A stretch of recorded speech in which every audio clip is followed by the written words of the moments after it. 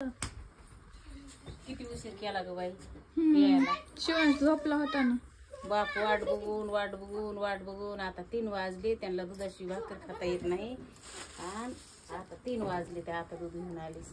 तुम्ही येतानीच दूध घेऊन यायचं ना ग. सगळ्या डेऱ्या बी बंद, घरी बी दूध नाही. कुठून आणलं मग? तिकडे एक होती, हिथं आलं होतं, तिथल्या वाटाच्या दोन्ही बंद होते आणि एक तर डेरीच नाही, ती कुठे गेली आमच्या लक्षातच नाही गावात. तिकडल्या मागची बंधन, घरी बी दूध नाही, घरी येऊन आणावतं देणारच नाही. पण एक होतं म्हणून जमलं. येईन आपली म्हैस आता 2-4 दिवसावर आले. त्याच्यासाठी अशी तारांबळ चालू आहे म्हणूनच ती म्हैस आणली. आता 3 वाजत आले. तर गावात होतो तर आम्ही तेव्हा ध्यानच नाही त्या कोंबड्या इकले. सकाळी असते, आता तिसरा पारा दूध येतं वाटतं डेऱ्यावर. काय माहिती. हा बंद असते ह्या टाइम. तू हे म्हणली नाही म्हणली नाही. घरी ते पोरगा संपत आहे त्याला, ते सकाळी तसलं येशी मध्ये एकच चालू होती तिथं. तिला सांगूस तर ती तपली घरी आपल्या राहिलं का ध्यानात येता येता घेऊन यावं म्हणून.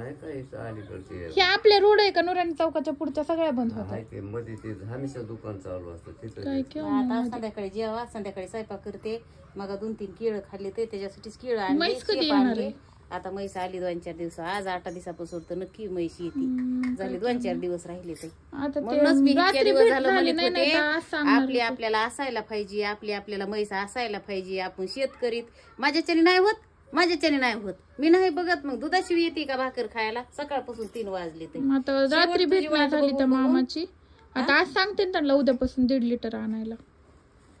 उद्यापासून आणते. 2-4 दिवस लाव. हा ना, 2-4 दिवस लावच सगळं बंद करून तुम्हाला तुमचं 1-1.5 लिटर त्याला पोराला संपून चाललंय. त्या खुराका पुरतं झालं तरी आपल्याला बाजू. ते पेतय रात्री त्याच्यामुळे.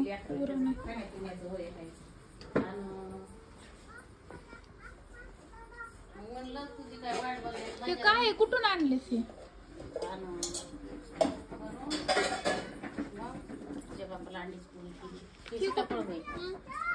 एवढं मोठं अगं आपल्या कोट्यावर वस्तीवर एक तिकडं ते कानड्याच्या दत्तापूरचा बाग आहे. तिथून माझी मैत्रीण आहे कोट्यावर. तुला आंटी माहित असेल, तुझ्या लहानपणीची माझी मैत्रीण. ती आंटी तोडायला गेलते. ती आंटीने तपल्याला आणली होती. ती हवा तपल्याला आणली होती आणि त्यांच्यातली मला घेऊन तपलं पोरग घेऊन लावले.